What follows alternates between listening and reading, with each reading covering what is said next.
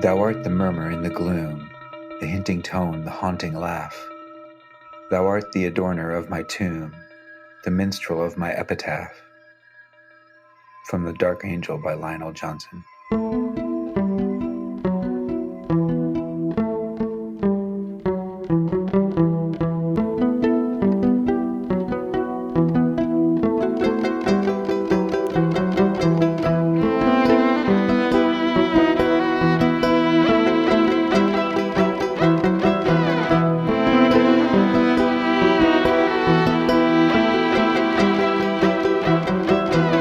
Guys and gals out there in the hinterlands, welcome back. I'm Roq and this is my co-host Max, and as always we're going to be your guides as we traverse the halls of all things supernatural here at Nightmares and Daydreams. Yes, y'all. Roq and I are going to discuss and debate our way through all things paranormal, legendary, and monstrous, and fun. You are correct, sir. But Max, do you want to know what's not fun? What's that? Making a deal with infernal powers for money, fame, and influence, only to find it's hard to enjoy those trappings when the final payment you make is your immortal soul. To be fair, it's fun for a while. But can you ever really truly enjoy it? That's like a balloon payment from hell. Exactly. Just don't do it. Reminds me of Devil Went Down to Georgia. Yeah, absolutely. You know, and according to the lore, the devil rolls about everywhere when he's looking to make a deal. I guess it all depends if he's in a bind and he's way behind. I'm not a huge country music fan, but I love me some Charlie Daniels. That dude plays a mean fiddle. He does indeed. And I definitely agree. That song scared me when I was a kid. Very sinister undertones. And then, of course, there's the line "A band of demons joins in," and it sounds something like this. It upped the creep factor for sure. The twist in that song is that Johnny wins the fiddle of gold and sends the devil packing, yeah? Yep. And that is a rarity, because Old Scratch almost always comes out ahead in these bargains. Well, that's basically what we're talking about in this episode, deals with the devil. Since it's the holiday season, we figured, hey, it's a perfect topic. True, Max. You know, nothing screams holiday cheer like deals with the devil. Yes, sir. Tonight we're going down to the crossroads and striking up that deal for fame and fortune. Only, it doesn't always work out like that, yeah? You know, as we'll get into later, it hardly ever works out in favor of the mortal. Which, when you think about it, why would it? Because you're going up against the devil himself, the greatest trickster in the multiverse. Yet, as we'll see later, there were those mortal men doomed to die who came away from the deal unscathed with unearthly powers and skills. Like nunchuck skills? And bow staff skills. Lucky. The only skills worth having, if you ask me. So in those rare cases, the devil didn't get his due. No, he was outfoxed on a few occasions, but again, it was a rarity. So Max, when you think about Infernal Pacts... As I do, pretty much all the time. You know, you're certainly devious, but I seriously doubt you've ever pondered a dark deal for cash and prizes. Right. Anyways, you think you can pick me up at the old crossroads outside of town tonight? Say 12:05-ish? I have some business to attend to. You got it. Okay, moving on. So when you think of Infernal Pacts, who comes to mind? Me personally? Probably Dr. Faustus first, always. Yeah, the German wizard scholar. Classic tale. I'm sure our intelligent and attractive listeners and subscribers have heard the term Faustian deal. You know, for me, it's always been Robert Johnson. The late, great bluesman. Nice. You know where I first heard of him? Would it be that awesome mid-1980s movie, Crossroads?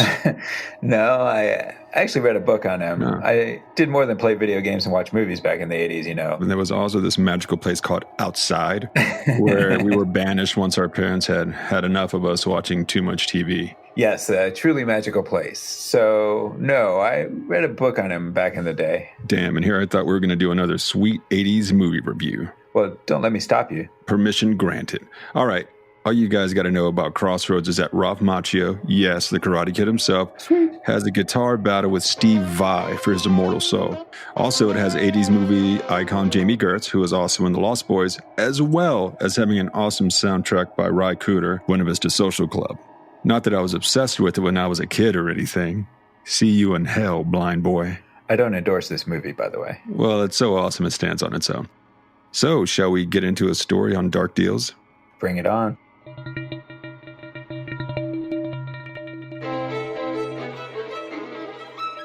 On October 27, 1782, in Genoa, Italy, Niccolo Paganini was born to Antonio and Teresa Paganini. The third child out of 6 children, young Niccolo was tutored by his father in the mandolin at age 4 and quickly graduated to the violin by age 7.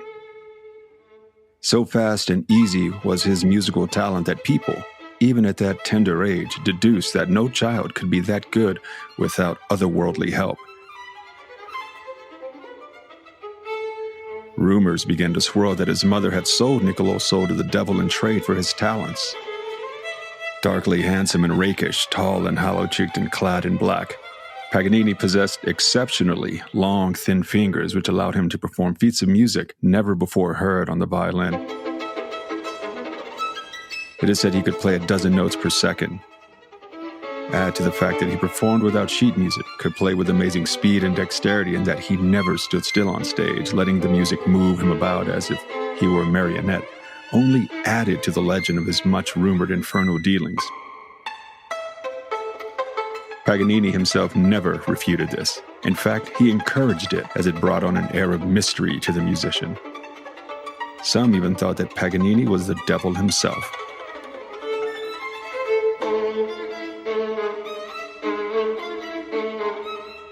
Soon he fell into vice, women, and drink and gambling. People began claiming that balls of fire and doppelgangers of Paganini with cloven hooves were sighted around his performances.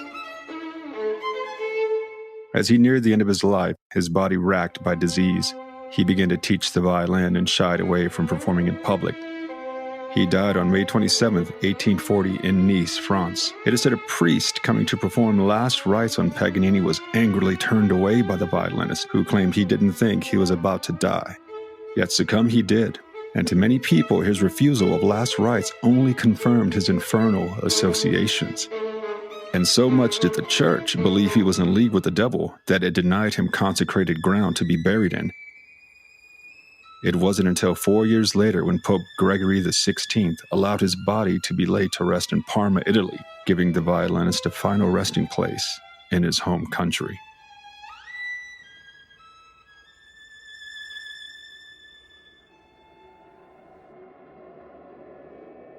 Wow, I had no idea Niccolo was denied burial on holy ground. They really believed he made a deal, didn't they? Absolutely. I mean, he also encouraged the legend, so it's not too hard to see why the church wouldn't allow burial. The guy might have been playing for the other team, and I reckon it's sort of the you made your bed, now lie in it kind of situation. Literally. Sort of goes to show you how uber-talented people were perceived back in the day, though. If you were amazingly talented or gifted at something, some people just assumed the only way you could achieve that level was through diabolical means. Well, if by back in the day you mean like way back in the day, like hundreds of years ago, people lost their minds if their cow went dry. So who the hell had time for 10,000 hours of practice to become amazing at something? I mean, it's like, I have to plow this field, son. Put down that little wooden box with strings and come help. I get you. It's like, who has time for this nonsense? Much easier to make a deal.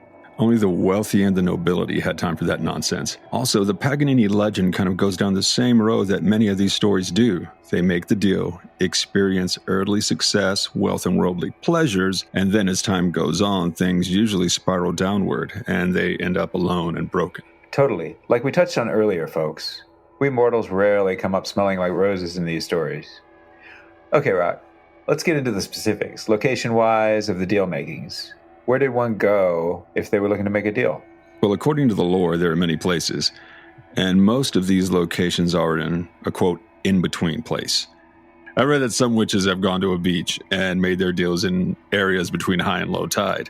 The most famous is, of course, the crossroads. So, why crossroads? What's so special about those specific areas? I mean, there are crossroads everywhere. Again, it's because crossroads are an in-between place, neither here nor there where no power holds sway.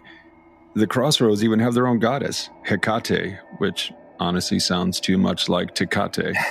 I think we should have nachos and beer after the show. Hecate, one of my favorites. Ancient Greek goddess of crossroads, magic, moon, ghosts, necromancy. Dogs. Dogs? Yeah, I read it in the pages of Hellboy. Mignola knows his lore. I trust him. Well, I like her even more now. Love me some canines. Shout out to Jinx and Roq. Y'all better not be on the couch. It will never happen. You're right. They rule the house. All right, so Crossroads. The Britney Spears movie? I know you endorsed that flick. For sure. That's right up there with Godfather. And no, seriously. All right, let's focus. I'm 100% focused right now. Okay, sorry. Let's tell our intelligent, interactive listeners and subscribers about the mythical crossroads. Before we delve deeper in Crossroads, I want to mention a set of very specific instructions in striking up a deal that I came across, just real quick. And it was in the Key of Solomon. And it states that, okay, first, you must get up at dawn. Okay, I already don't like this ritual, man. Who wants to be up at dawn? I know, right? It's already too much trouble. Forget it. I'll do the 10,000 hours. You're just late from 9 to 5, but I'm not getting up at dawn. Okay, so be up at dawn. Then use a new knife to cut a fork-shaped wand. You hear that, people? Make sure it's a new knife, straight out of the package. Yes, because you're playing with eternal fire if you dare to use an old knife for this ritual. Anyway, take a new knife and cut a fork-shaped wand from the branch of a wild nut tree that has never borne fruit.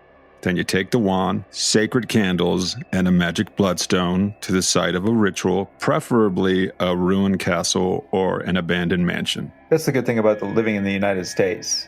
Ruined castles everywhere, every street corner. Yep, dime a dozen in the U.S., as are shops that sell sacred candles and magical bloodstones, you know. They also have CBD, but... It's right next to the CBD oil. Magical bloodstones, sacred candles, forked wands cut with new knives. Yes. But we digress as we do, Max. Okay, let's focus. So, Max, the reason that you're at an abandoned castle or some out-of-the-way place is to make sure you're alone, and so that you're able to collect whatever treasure the demon brings you after you've struck up your deal. Last thing you want is someone horning in on your ill-gotten gains. So next, you draw a triangle on the ground with the bloodstone and place the candles in the triangle. Stand in the middle of the triangle now, hold the wand that you just cut with a new knife, and recite the correct incantations, which we will not include here. You got to go find those people. So once you do that, do your deal and dismiss the demon when you're done, and boom, instant riches. Like an infernal ATM. Mm-hmm. Only the PIN number is your immortal soul. I'd rather wait for a visit from the Lottery Labrador. He's so super friendly when he visits. He's a good boy. Okay, Max, so getting back to Crossroads, we kind of went off the subject. We're back on. Obviously, they're everywhere. Crossroads in every town, every state, every country. But there are specific crossroads with dark, shall we say, reputations. And where might those be? Asking for a friend. I will be there to pick you up, 12:05. Well, one infamous intersection seems to be in Mississippi, Clarksdale, Mississippi to be exact. A place called the Devil's Crossroad, friendly place, and it's marked by 3 electric guitars mounted on poles. Legend has it that this is where the late, great king of the Mississippi Delta Blues, Robert Johnson, sold his soul in exchange for mastery over the guitar. That said, Johnson was a rambling man who traveled and played all over the South. Some claim the crossroads in Dockery, Rosedale, Hazelhurst, and Beauregard, Mississippi also claim to be the spots where the alleged deal went down. So let's talk about Robert Johnson a bit. What was his deal? Well, his deal was with the devil, or so the story goes. So we know he allegedly made a dark pact. But what were the reasons people believed that? So the facts on Johnson can be a bit vague as far as personal history, but there are birth records that claim he was born May 8th, 1911 in Hazelhurst, Mississippi. He went by several last names over the years before settling on his birth father's last name. Now, his mother married another man because his real father got run out of town. So Robert's new stepfather was a sharecropper, and Robert didn't want any part of that life. He saw the unfairness of it all. Yeah, sounds like a horrible situation. Yeah, and Robert had zero interest in being a farmhand. He wanted to be a musician. That was his dream. That was his passion. That said, he married young, met the girl of his dreams, a woman named Virginia Travis. Now, she came from a very religious family who didn't approve of him playing devil music. So to appease his wife and her family, Robert promised that he'd work in the fields to bring in money. Sadly, both Virginia and Robert's unborn child died during childbirth. Now, that left him alone to pick up the guitar again and hit the road.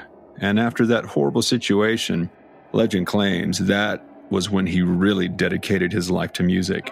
And the thing is this, he didn't want to be just another musician playing on street corners or juke joints. He wanted to be the best. He wanted to be a star. Sounds reasonable to me. You got to go all in sometime. But why do people think he made a deal? Well, the one thing that seems to ring true is that he wasn't much of a guitar player. He apparently did play a little harmonica, but never the guitar. And according to his peers, after he disappeared for a while, he came back a changed player. Like, remarkably better? Amazingly better.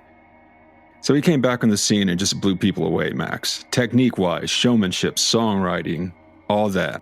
Also, Son House, who's a legendary musician in his own right, knew Robert and claimed that, a young Robert was always fiddling with his guitar, and, Robert would follow Son and another musician named Willie Brown around to different shows, always making a racket whenever he picked up a guitar.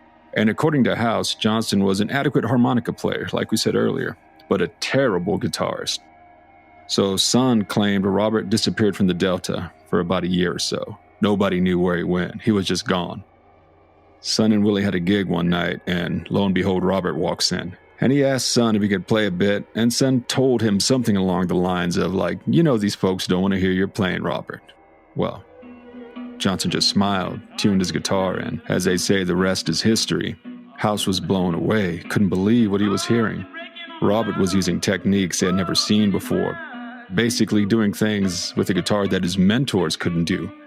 And when those rumors started swirling about Johnston making a deal with the devil at the crossroads, well, Son had an inkling that it just might be true. Wow. So Son House's opinion was that Johnston did make the deal. House never confirmed, but he didn't deny it either. And his opinion of Robert's ascent from beginner to master was almost too much to be believed. People had to put in years to get where he got. And then add to the fact that after his deal, many of Robert's songs had dark, sinister undertones. It is the blues. Sadness and dark undertones are kind of part and parcel of the genre, right? Sort of like Girl Done Me Wrong, Now the Girl's Gone. No, you're absolutely right. And I see where you're coming from. But his songs went beyond that. Song titles like Crossroad Blues, Hellhound on My Trail, Me and the Devil Blues. They kind of cemented the belief and made the myth that surrounded the man even stronger. Also, take into account that he was always moving, an itinerant musician to the core, one town to the next, always. Some folks believed he was running away from something. I don't know about that. Sounds like he could have, maybe like Paganini, just been rolling with it, trying to create an air of mystery around himself. Plus, new area, new money to be made. Of course, there's no such thing as bad publicity. However, before his reemergence as a changed player, during the time he was gone, Robert began associating with another musician by the name of Ike Zimmerman, who some folks believe learned how to play guitar with help from the underworld. Robert left the Delta and went down south back to his hometown of Hazelhurst, and this is where he hooked up with Zimmerman, who would kind of become his mentor. Also, and get this Ike Zimmerman cat learned to play guitar by playing in graveyards at night. Well, that's where I learned to master Word and Excel. It's a common practice place, really quiet. Good Wi-Fi, from what I hear. Yeah, exactly. So apparently after hanging out and learning from this Ike Zimmerman guy, Robert got the idea that he might make a deal of his own if the legends in that regard are true. But whatever transpired, when he returned to the Mississippi scene, as we said before, he was an amazingly different player. So talk about a bad influence. My mom didn't want me hanging out with the bad kids, let alone people who were dabbling with dark powers. Yep, absolutely. But there are other accounts too, yeah? Yeah, and those that think the whole Robert made a deal at the crossroads is nonsense claim that this mysterious Ike Zimmerman simply taught Robert how to play the guitar during the time he was gone. During that year, Zimmerman and Johnston apparently practiced almost nonstop, and the rumors were true. They did play in graveyards all around Beauregard, Mississippi quite a lot. Zimmerman enjoyed the peace and quiet and believed the spirits of the graveyard would help you learn the blues. He also told Robert that folks buried in the graveyard didn't care how bad you were. And that's where Robert Johnston learned his style of blues according to some. No deal, no magic, just hard work, natural talent, and a mentor who helped him master the craft. It sounds feasible, if a bit creepy. And for sure the graveyard would be a good place to practice where no one would bother you, right? Happens all over Austin, I'm sure. Yeah. Hipsters drinking Lone Star, plucking their mandolins in the wee hours. Just playing those mandolins, man, drinking that Star. Hey, they're just keeping Austin weird, Max. Word. And that said, if I'm walking by a cemetery at night and I hear blues chords, or hell, if I hear a mandolin being plucked, let's just say I'm making myself scarce, baby. You and me both. So another dark pact account was more traditional in that Johnston went down to the crossroads near Dockery Plantation with his guitar at midnight. He met a large man who we assume was a devil, who took Johnson's guitar, tuned it, played a couple of songs, and told Johnson that if he took back his guitar, the deal was sealed. Well, according to legend, Robert Johnson did indeed take that guitar back, and from that moment on, he was a master of the instrument. Sort of like Neo when he learned Kung Fu. It was that fast. Instantaneous mastery of something that takes years certainly is a seductive idea. I mean, it'd be pretty damn tempting. Well, of course. But to pay beyond the ultimate price? Too much. I agree, but, some folks don't agree. And for that, I'm glad, because we have some great stories on this. So how did things go for Robert Johnson after his supposed deal? Well, again, things get hazy. And this was before very succinct records were kept. No selfies in front of your next gig, huh? Thank God, no. So was his also a story of early success and then things going badly toward the end of his life? He apparently experienced some success, especially in the Delta. At least as much success as one could have in that era of the American South. He went to San Antonio, where he recorded 29 songs for the American record company that are still known today. While he never became super famous until after his death, his songs became small hits, and anytime he played a juke joint or house party, folks flocked to come see him. So local success for sure. How and when did he die? Well, he died early at that mystic age of 27, the same age that many other talented musicians and performers passed on after him. Jimi Hendrix, Janis Joplin, John Belushi, Jim Morrison, Kurt Cobain. They all died at 27 as well. But the exact date of his passing is August 17th, 1938. That in itself is very interesting, the whole 27 Club thing. Oh, yeah. So how did he die? Legends say he was poisoned by a club owner, some guy that had a juke joint called Three Forks, who suspected Johnson had slept with his wife. Robert was fond of drink, and some poison whiskey found its way into his hands that night. Damn, poison. That's rough. I know. His friend apparently knocked a drink out of his hand that night, thinking something was up. And Robert got upset and basically told him to mind his own damn business. So as the night progressed, another jar of poison whiskey found its way into Robert's hands, which he unfortunately drank. He suffered for 3 days before he died. And at insult to injury, legend claims locals buried him in unconsecrated ground because they feared the devil would invade the churchyard to claim him. Just like Paganini. Yeah, but then again, his burial place is in no way agreed upon, with several places claiming to be the spot. And some folks claim that due to the era of his death and his relative poverty, Johnson was most likely buried in an unmarked pauper's grave. Sad. For sure. Another thing is he never had a ton of commercial success during his lifetime. Though his records were semi-popular, it wasn't until the 1960s that his music began reaching a wider audience. It will be decades after his death before the likes of Eric Clapton claimed Johnson was the greatest folk blues guitar player who ever lived, the greatest singer, the greatest writer. Keith Richards compared Johnson's guitar playing to Bach. Pretty damn amazing. Well, he's definitely a legend now. Yep, no matter how you spell it. I agree. So let's shift gears and get into a story of the Black School in Spain, shall we?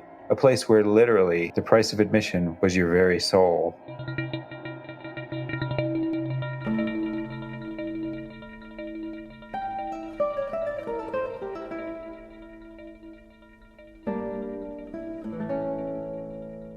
In Moorish Spain, either in Toledo or Salamanca, resided the Black School. It was a school of wizardry and necromancy where the brave or foolish wizards of Europe sought entrance in their relentless pursuit of magic. Every student knew the price of forbidden knowledge over the elements and man and beast was steep, for the headmaster of the Black School was none other than Satan himself. Tuition was the very soul of those who dared study there, a pact signed willingly by every person who traveled down the winding staircase into the massive cavern sealed by iron doors. Tales abound of famous wizards whose schooling and mastery over the mystic arts were learned in the infamous school. The term of your schooling was either 5 or 7 years, depending on the course of study and courage of the student. The schooling was silent, with no headmasters in sight, only books with pages that glowed enough to be read by. Questions asked aloud by students were answered the next day in glowing letters on their books. Food and drinks were laid on massive tables daily, where the students ate and drank their fill. The courage of the students came into question because the last student to leave each class, after either 7 or 5 years, was the devil's prize. His pact was shorter than his classmates, ending at the large iron doors where the devil would take him, body and soul. The longer you stayed and studied in the black school, the more powerful you became. But the risk was higher with each student who left before you, as the glittering eyes from the cavern walls watched the class become smaller and smaller. The wizard Michael Scott, a graduate of the Black School, returned with an invisible servant and a massive tome called the Book of Might, which allowed Scott to summon and control demons. He created invisible musicians to entertain guests at the extravagant banquets he conjured up with but a word. And it is said he spied on kings and the nobility with scrying bowls and mirrors. Even with all his power, people tended to avoid the wizard, and after his death, the Book of Might was chained up and hung on the wall of the church near his grave, where for centuries after his death it hung undisturbed still. The locals refused to touch it, fearing it would release havoc on their town. However, a tale shows that even the devil can miss his mark. The Icelandic wizard Solmundur the Wise was the last to leave his class, and because the devil grabbed his shadow instead of the man himself, he lived to tell the tale. For the rest of his days, the wizard strolled the world shadowless, yet full of wizardly power, attended to by invisible servants that could spirit him across the globe with but a word, and he attained wealth undreamed of. Yet it is also said that at the end of his life, Solmundur's deathbed was awash with demons that waited for his soul to leave his body, assuring that the devil got his due.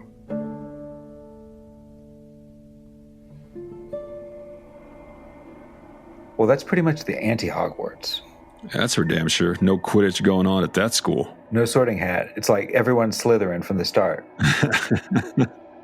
So let's talk about the packs themselves. Like the actual deals? Yeah, I mean, the nature of the packs, terms and whatnot. Gotcha. So the years vary according to the lore. Like Faustus' deal was apparently for 24 years. And as far as Robert Johnson, there was never a mention as far as the length of the deal. Same with Paganini. And the examples we've come across, there are several where a term is not mentioned. So the pact could be written or oral, and the lengths varied, but they always involved summoning or attracting the attention of some demonic being to grant you the favors you seek in return for your soul. And according to the lore, different demons offer different things. Wealth always seems to be a thing. Well, it's handy. True enough. Love is another big one. Political power. So we talked about crossroads, but there were other methods as well. One is a magic circle. Yeah, but according to the lore, that option was only available to already practicing wizards or scholars, an adept, as it were. The knowledge was very specific, and if you were not precise, the results could be catastrophic. Because of all the preparation that went into the circles, specific formula, symbols of power, names of God in different languages, size of 2 concentric circles, etc. Yeah, there was a lot of stuff to be learned, and you had to be super specific. So the summoning circles apparently were a place of safety for the person doing the summoning, right? Yeah, the wizard, scholar, summoner, what have you, had to stay in the confines of the circle during the incantation because the idea is whatever you're summoning is not from this world and doesn't have your best interest in mind. You summon this demon and step 1 foot out of the circle, it rips you apart. Again, the price you pay for a shortcut. Agreed, and some of the verbiage I've come across is that the summoner wants whatever or whomever he's summoning to appear in a fair form and not harm me. Things along those lines. You don't want to be grossed out. You don't want to go all Cthulhu and go insane when you see this thing. Right, that's no good to anyone. And what's funny actually though is, well, not like ha-ha funny, but there's a long list of well-known people that apparently made deals back then. Politicians, royalty, entertainers are on the list. And this could, just be the nature of the way the church was perceived back then, but there's a relatively large number of priests on that list. Yeah, I noticed that. And I just wonder what favor was worth their soul. I don't know, maybe the papacy? Legend has it that some lower-ranked clergy attained the title of pope with infernal help. And, and just so you guys know, we are not saying that. We're just letting you know that we came across info. It's a recurring theme in Renaissance times, Yeah, no stones are being cast or judgments being made. It's just super interesting. One pope was Sylvester II, and this guy was apparently a man of science. He spoke multiple languages and was quite the learned fellow. However, some say he was a sorcerer who had a female demon at his beck and call. Maybe because he didn't follow the status quo. He was branded as someone in league with the devil. Again, sometimes persons that excelled beyond the norm in whatever time period they're in were branded heretics or devil worshippers or what have you. It's like, that guy doesn't think like the rest of us. Must be a witch. Like the Vavitch movie that you're so fond of. Black Phillip for life. Another early story is that of Theophilus, who was the treasurer of the Church of Adana. Now, legend claims that this guy sold his soul so he could become bishop. And in several stories, Theophilus received redemption in the end, so apparently he wasn't all bad. Maybe the current bishop was doing a bad job. Could be. I guess that would make a mid-level clerk risk his soul. Okay, so shifting gears back to the Vavitch. I just saw the making of it, and apparently Black Phillip was a bit of an ass to work with. He was like headbutting the cast and crew, even broke a couple of the director's ribs. Nice. I mean, obviously he's a method actor. He is a huge black goat, so there you go. Let's shift back to Charlie Daniels' song, Devil Went Down to Georgia. That sort of thing happened as well. In the lore, the devil would appear to a person in distress and offer a deal for wealth, power, love, etc. Just a lay person, as it were. Makes sense. There are only so many practitioners of the magic arts in this burg. Any tales on that? The devil appearing to ordinary folks as opposed to being summoned by adepts? I did run across a quick one involving the wizard scholar, Roger Bacon. So in the story, Bacon was just kind of walking out one day on the streets of Oxford, and he sees this young man sitting on a hill crying. And because Bacon was a kind man, he walked up to him and sat down next to him and asked him what was wrong, if he could help. Of course. Well, the young man tells Bacon that he had recently lost all of his inheritance on gambling and he was in debt. But the kid tells him that that's not why he's upset. He went on to say a mysterious older man cloaked and clad in black appeared out of nowhere. And he told the boy that he would pay off all of his debtors if the boy would become his servant until the debts were repaid. I don't like the sound of this. Yeah, but the young man agrees. And his debts are paid, and then the older man reveals to him that he is... Let me guess. Right, that he is the devil. And now he owns the young man's soul. The kid protests, says he didn't know, and that he never would have agreed to the bargain if he had. So the devil gives him an extra day of freedoms because he tricked him. Not that great of a deal. Right. Well, Bacon hears the tale, and he becomes grim-faced.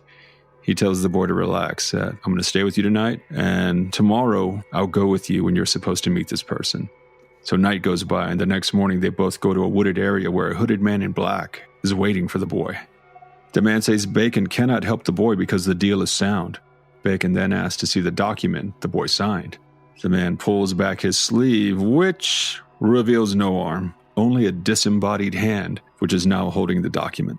He gives it to Bacon, who looks it over, and tells the hooded person that the deal is null and void because this document says the old man agreed to pay off the young man's every debt. Yet clearly, the debt the youth owes the old man is still unpaid. Tricksy. So, yeah, he used the loophole, right? Roger Bacon makes a sign of the cross, starts praying in Latin and whatnot, and the older man disappears in a puff of smoke, leaving the young man free of the bad deal he accidentally made. This tale illustrates how the forces of darkness were casting a wide net in their deal-making schemes. Absolutely. Not every Joe Schmo in the world knows how to conjure up a being from the underworld for financial gain. For sure. Equal opportunity damnation is the name of the game. Quantity, not quality, Max. But all that said, there are some who seek out the devil. And like they say, when you stare into the abyss, sometimes the abyss stares back. So, sounds like we're getting into Dr. Faustus here. Time to talk about your boy. He ain't my boy. But he is the kind of archetypal character that one might think of when you talk about deals with the devil, yeah? Not the devil, in this case, but a devil. Mephistopheles, to be exact. A prince of hell, a satellite demon, as it were. Legend said that if a summoner were to summon Satan himself, he would demand the summoner's soul up front. Satellite demon. Makes sense, I reckon. And mess not with hellish royalty, I always say. So, shall we hear Faustus's sad tale? Let's do it.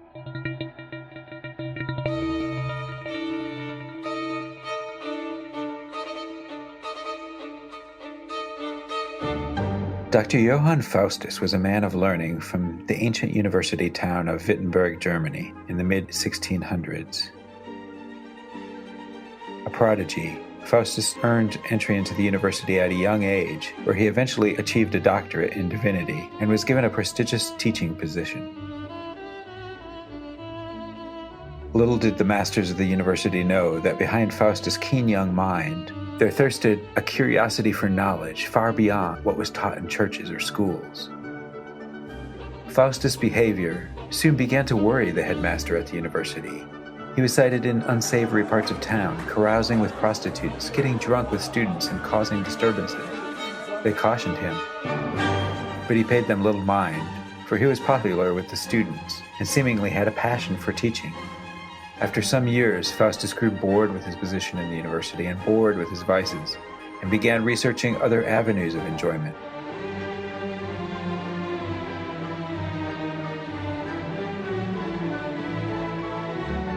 Much to the relief of the university, he gave up his position and fell further into vice. Also, age had crept up on the doctor, and he sought to remedy that as well. He pored over grimoires and other forbidden books of magic. Books of dark learnings from the Middle East locked in the basements of the university found their way into his shaky, liver-spotted hands. Though his body was failing him, his mind was still sharp, and he knew what he wanted. Youth.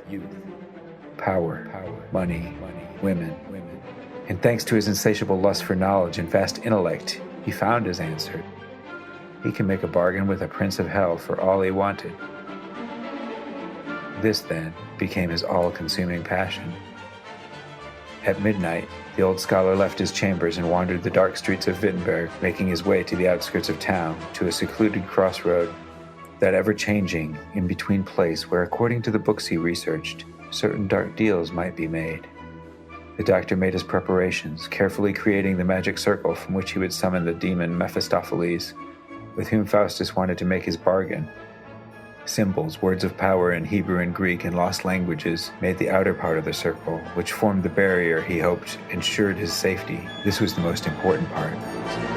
The magic circle. If he did everything the book of magic prescribed, he would be safe if anything was amiss. If the circle were broken, if a symbol was wrong, the demon might tear him apart.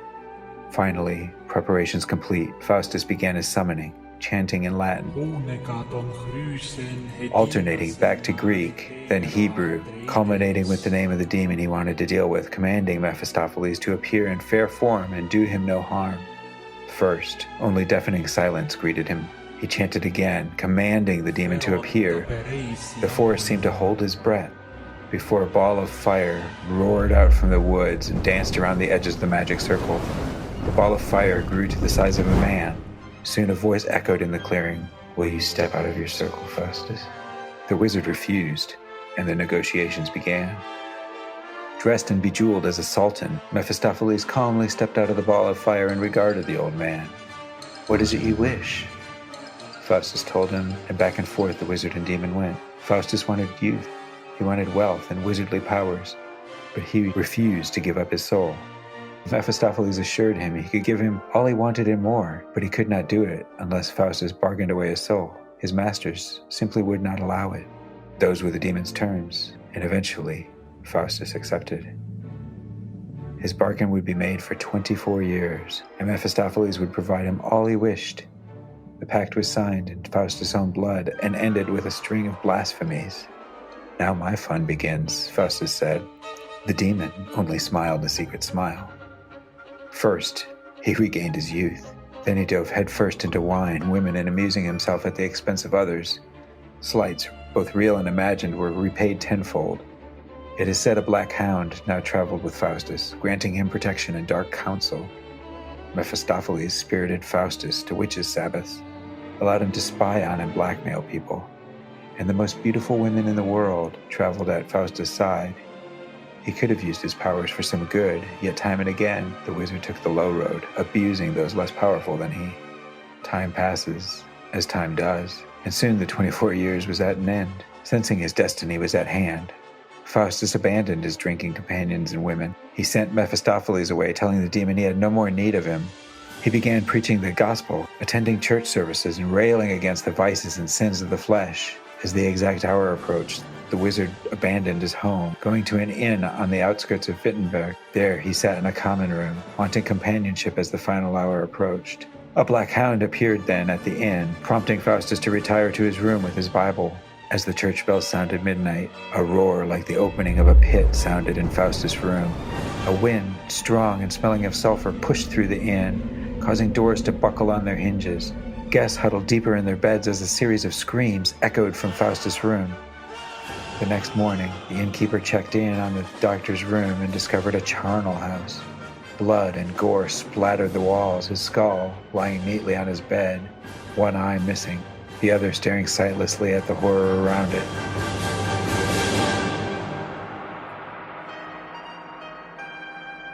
Not long after, neighbors of Faustus began reporting sounds like animals growling in his old home and a one-eyed skull staring from the windows late at night. Soon the house was torn down, and all that remained of Johann Faustus in Wittenberg was a cautionary tale.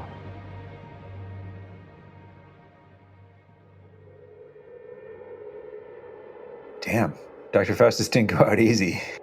As you'd expect, right? No easy passings, no gentle walking into the light for those who tread this path. Am I right?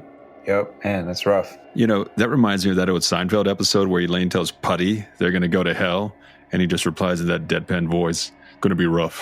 Yeah. I loved that episode. Not an old movie review, but hey, 90s sitcom. We had to throw something. Mm-hmm. It hasn't been as much in this particular episode to keep our attractive listeners who depend on us for our opinions of movies and shows they no doubt seen 1,000 times. What would they do without us? And it was a great episode. So in researching Faust and his bargain, we came across so much random additional stuff. For sure. 2 different versions, Goethe's and Marlowe's. So many different scenarios, dark deeds. Like he summons a demon that takes the shape of a horse that spirits him across the world so he could join all sorts of orgies. Or him going at it with priests who he thought wronged him by poisoning him. I like the one where he turned a bunch of bushes into warriors to thrash some knight that insulted him. That's a major conjuration there, baby. Or is that transmutation? Magic missile, magic missile, magic missile. Evocation all day long. Stop throwing tennis balls at me, fool. Guys and gals, that's going to do it for us for this week's adventure. And as usual, thanks for joining us. It means a lot. We know you all have a plethora of choices when it comes to podcasts of our ilk, and we sure appreciate your time. And as always, please head over to Apple or whatever podcast platform you use and rate and review us. We really do appreciate it. Mm-hmm. And as always, tell your friends about our little podcast. Spread the word. We'd love to keep growing as our audience grows. So if you like what we do, share us with your friends. And your enemies. If you don't like what we do, share us with your enemies. That'll tick them off. Exactly. And, as usual, please go to our website at nightmarespodcast.net. Give us a tweet or like us on Facebook. Music is Calliope's Call by Teresa Joy. Find and follow her at Viobrite, at VIOBRITE on Facebook and Instagram. So until next time, sweet dreams.